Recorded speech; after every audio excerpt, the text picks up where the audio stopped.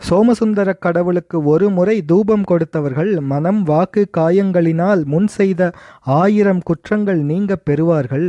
திரு அமுது செய்து நிவேதித்தவர்கள் பெருமானுக்கு சமர்ப்பித்த அந்த திரு அமுதிலே இருக்கும் பருக்கை ஒன்றிற்கு ஒரு யுகம் சிவலோக வாழ்வு பெற்று மகிழ்வார்கள்.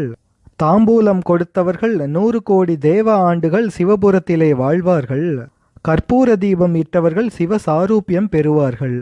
சொக்கலிங்க பெருமானை அஷ்டாங்கமாகவோ அல்லது பஞ்சாங்கமாகவோ ஒரு முறை வணங்கியவர்கள் செங்கோல் செலுத்தும் அரசராகி வாழ்வார்கள். இத்தகைய பெருமையுடைய சோமசுந்தர கடவுளின் சந்நிதியில் செய்யும் ஹோமம், தவம், ஜபம், தானம் முதலியன அணு அளவாக இருந்தாலும் அது மேருவின் அளவாக கொள்ளப்படும். இவ்வளவு பெரிய பெருமைகளையெல்லாம் உடைய இச்சிவலிங்க மூர்த்தியின் பெருமைகள் அனைத்தையும் அளவிட்டு கூற வல்லவர் யாவர்